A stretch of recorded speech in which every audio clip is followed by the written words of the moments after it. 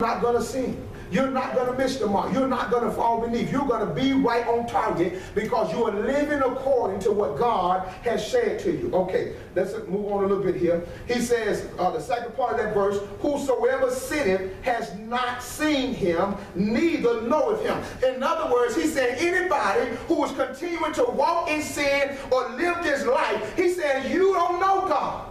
You don't know the love. You don't understand the love. You don't understand what he has bestowed upon you. You don't understand what he has made you to be. You don't understand the glory that is to be revealed. You don't understand what he has given you and made you. He says that's why you're willing to do what you're doing. That's why you're willing to continue. And when the Bible talks about committing sin here, he's talking about this is your lifestyle.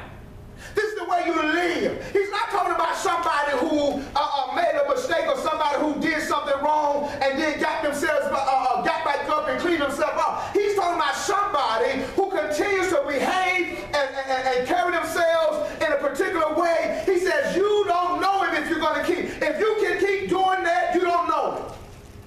And he's going to tell us why he says that. But he says to him, makes a point. He says there's no way you can know God and love God and continue to do this to him. Can't do it. Verse number 7 says, little children, let no man deceive you. Don't let nobody fool you. Don't let nobody lie to you, because a lot of people are going to tell you that because you're under grace, it doesn't matter how you live your life. A lot of people are going to tell you because you're under grace, it doesn't matter what you do. It doesn't matter what you say. He said, don't let them deceive you. Don't let them people lie to you. Don't let them people make you think that it doesn't matter to God how you live. Don't let the people think that it doesn't matter to God how you conduct yourself in your marriage, how you raise your children, how you dress. He says don't let the people think, make you feel or make you believe that God does not care. God cares about how you dress. God cares about your mouth. God says don't be a busybody. The Bible says don't be a busybody going from house to house talking, running your mouth about all kinds of stuff. God, it matters to God how I use my mouth. God says don't blaspheme against each other. Don't put people down and talk nasty about people and downgrade people to other people. He says don't do that. Amen. That's how you used to live. You don't. It matters to God how I live my life. Right.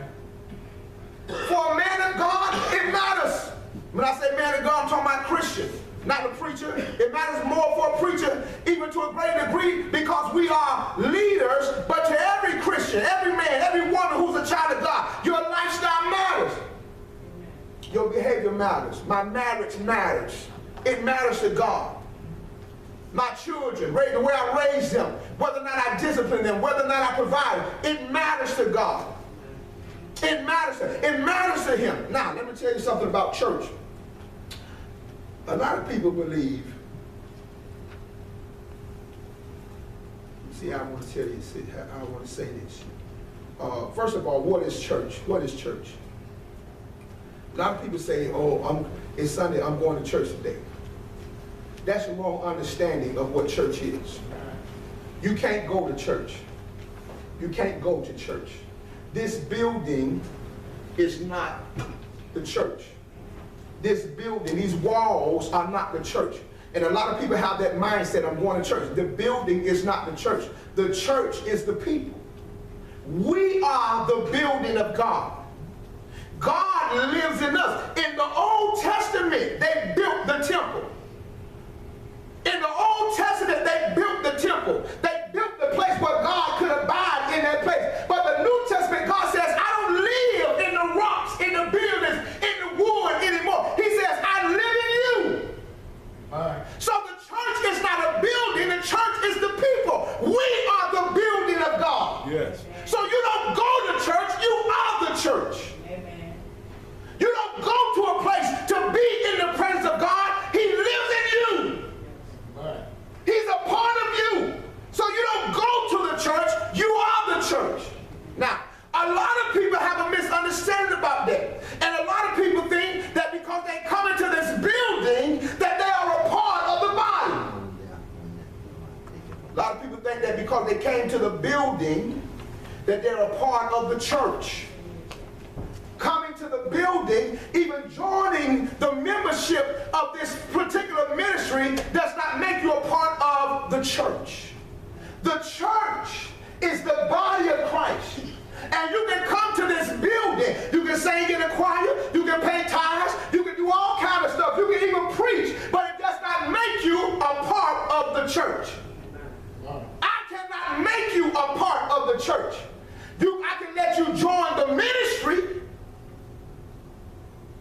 Just because you join this ministry don't mean you're a part of the church. The church is the body of Christ. The ecclesia, the called out ones, those who have been separated from the world, who have been set apart for God, where God lives and abides in them, and they live and abide in him. That's what the church is. That's who I should say the church is. We are the body of Christ because he lives and abides in us, and we live and abide in him, and that makes the church. We are the called out people. And we're not supposed to be like the world because he didn't call us out to be like them. He called us out to be different from them. The Bible says to be peculiar. We're peculiar, finding special, different, unusual. We're not like the world. We're in the world, but we're not of the world. We're peculiar. We don't dress like the world. We don't talk like the world. We don't behave like the world. We don't respond to trouble like the world. We're separated. We're different. We're funny. We're unique. We're not like them. And so we have to understand it about ourselves that this is not the church. Why is that important? Because see, in the church, back in the day, they would try to beautify the church.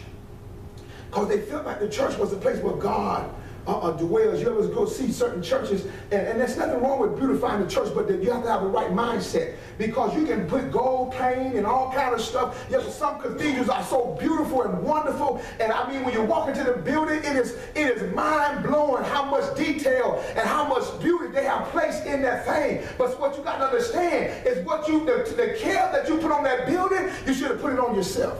Amen. The Bible says, do not garment yourself with special jewelry and gold and all that stuff, trying to make yourself look good. He says, but work on your spirit, work on your inner man. Yeah. All the attention to detail and care that you put into the building, you should have put into yourself, because the building is going to pass away, but you are going to remain. Put the work in you first. Amen. All those who have this hope, purify. They purify, they make themselves ready for him. Amen. I am the bride. I have been espoused to him, the Bible says. Paul told the people, he says, you have been espoused to Jesus Christ. You have been made his bride. You are, what's the word? When a woman is engaged?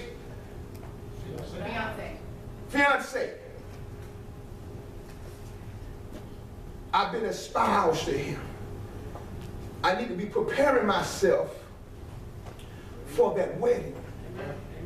That's what the Bible talks about. We talk about those who have this hope, because there's coming a day when we're going to walk in the glory of that bride. He says, come on now, think about natural marriage, how that woman goes through the process of getting herself ready. Some women go on a diet. Some women start searching for a dress. They don't go there and just get in a dress. They spend days looking for dresses. They spend hours looking for dress. They try on this dress. They try on that dress. They're looking for the perfect thing because they want to be beautiful. They want to be flawless. Yes, when they walk down that aisle, they want to be perfect. Yes. They want to have their nails, they have everything. Amen.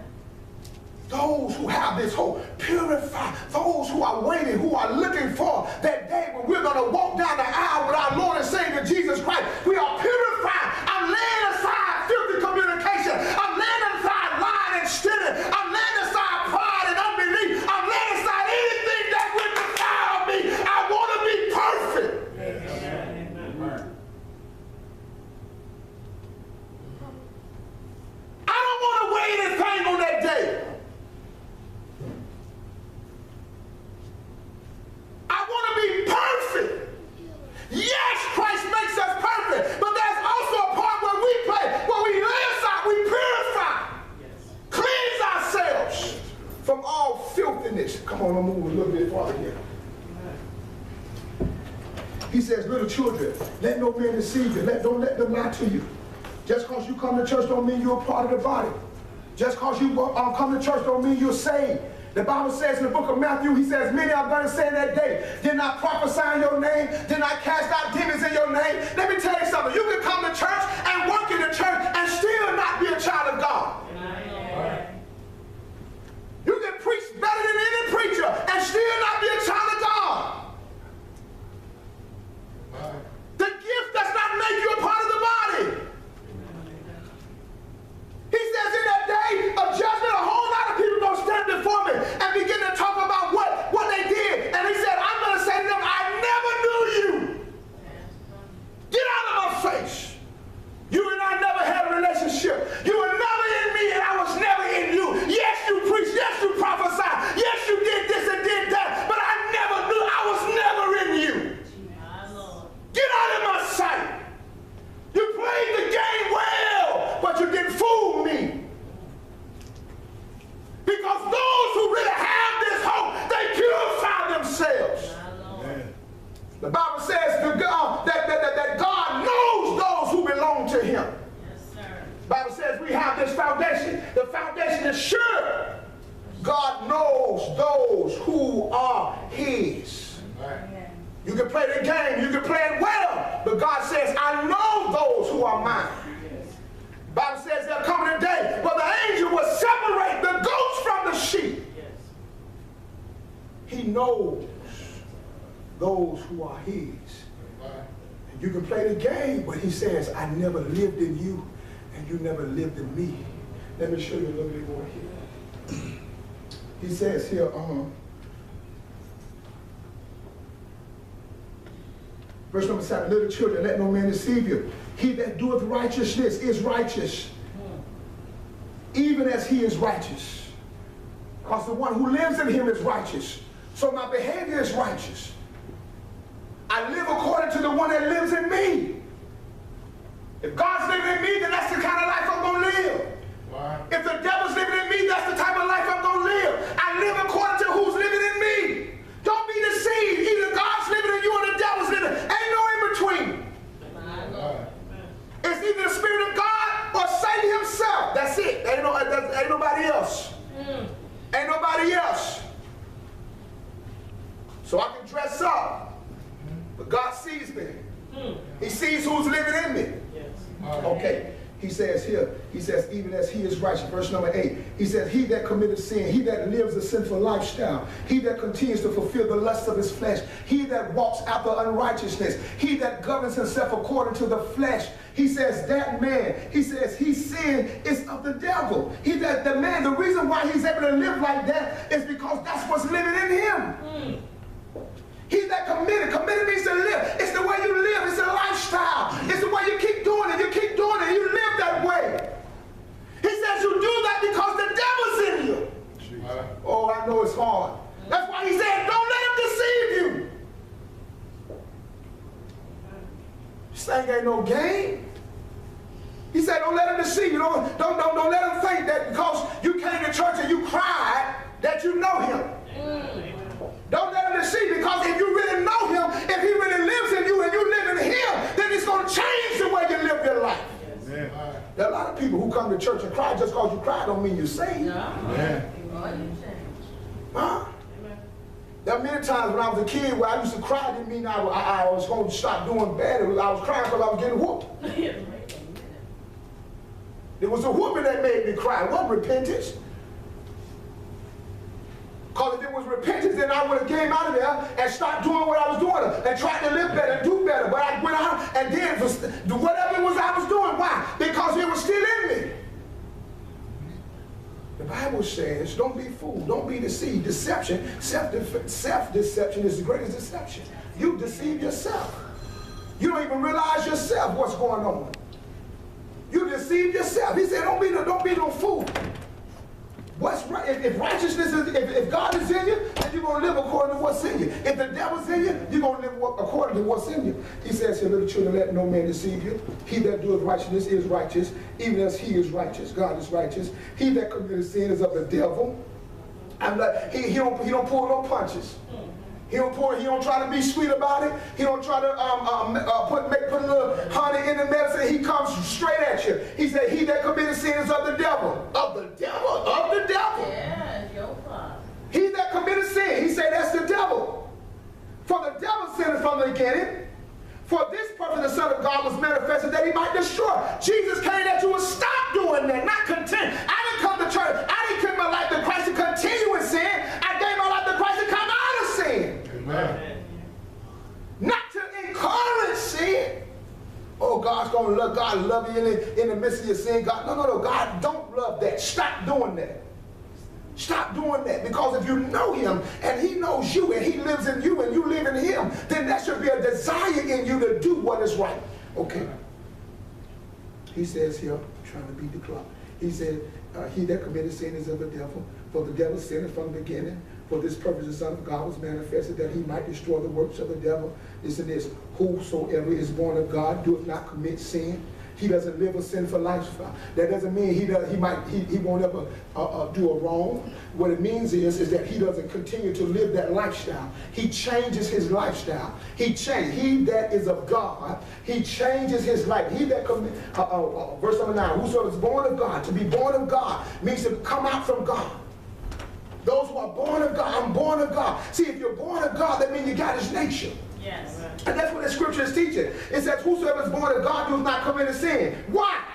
For his seed remaineth in him. And he cannot sin because he is born of God. I cannot continue to walk in sin. Why? Because the seed of God is in me. Yes. Amen. The life of God is in me. Yes.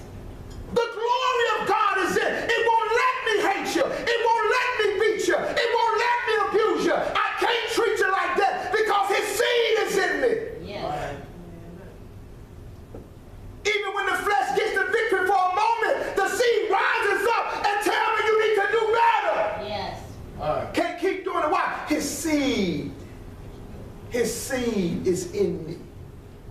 That's why the Bible says a righteous man fall down, but he gets back up. What it says 7 times, and every time he gets back up. Why? His seed is in me. Amen. The prodigal son went away and we got to a very low place, but he couldn't stay there. Why? He was his father's child. His seed is in me. Yes. Amen. His seed won't let me wallow in the mud. His seed won't let me do it. Let me take you to a place. Let's go to the book of Genesis. Go to Genesis real quick. Ah, man. I got to stop saying that. I ain't going to preach long because y'all just put unnecessary pressure on us.